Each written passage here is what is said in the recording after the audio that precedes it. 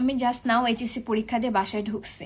HSC পরীক্ষা যাইতে সময় আমার লুক এইরকম থাকে, আসতে বেলা আমাকে এরকমই লাগে, বৃষ্টি ভিজে এরকম ভিজা ভিজা আসছি, ভিজা ভিজা গেছি।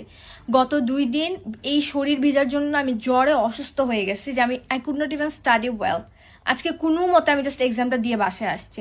আমার অনেকগুলো ফ্রেন্ড অলরেডি জ্বরে সাফার করতেছে এই বৃষ্টির টাইমে, আসতেছে যাইতেছে। তার থেকেও বড় কথা, এখন বাহিরে ঢাকার মেন সেন্টারগুলোতেও পানি হচ্ছে হাঁটু পর্যন্ত, অ্যাটলিস্ট সেন্টারে আশেপাশে। যদি বৃষ্টি বাড়ে তখন তো আরো কোনো কথাই নাই।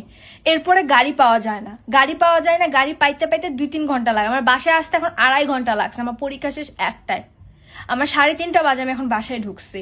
এখন আমার সারা শরীর ভেজা, I will be more sick. ঠিক আছে, এটা এইচএসসি, এটা একটা পাবলিক পরীক্ষা, এটা কোনো স্কুল কলেজে নর্মাল পরীক্ষা না যে আমি যেমনে মন চাই এমনি দিয়ে পাশ করে চলে যাব। এটা দিয়ে যদি আমার একদিনের বন্ধ, আমি একদিনে কিভাবে কি রিভিশন দিব, আমি একদিনে কিভাবে সিকনেস কাটাবো, আমার কোনো আইডিয়া নাই।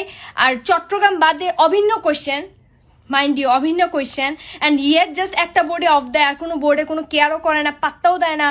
মানে আমার আসলে বলার মতো কিছু নাই। ঠিক আছে, ঢাকার মেন সেন্টারে এরকম অবস্থা হইলে, কারেন্ট নাই, আসতে যাইতে রাস্তাঘাটের অবস্থা ঠিক নাই, সিকনেস।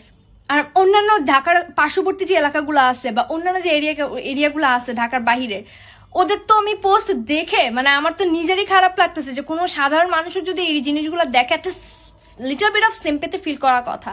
বাট তার পেজ থেকে আমি কোনো ধরনের কোনো আপডেট দেখি না। Just he doesn't care about the students, he literally doesn't even care about any students. ঠিক আছে, মানে আমার আসলে বলার মতো কিছু নাই। I just feel so bad. And আমার মনে হয় ইতিহাসে এরকম কোনো ব্যাচ নাই যার সাথে এরকম হয়েছে, মানে কনস্ট্যান্টলি প্রত্যেকদিন যাইতেছে আসতেছে। শনিবার, আজকে শনিবারও এক্সাম দিলাম, বন্ধ একদিন করে, বৃষ্টি ভিজে যাও, বৃষ্টি ভিজে আসো, মানে গাড়ি নাই, রাস্তা ভাঙ্গা, পানি, কারেন্ট থাকে না, কারেন্ট নাই। এখন কি বলবো আমি, আমার বলার মতো আসলে কিছু নাই। ঠিক আছে।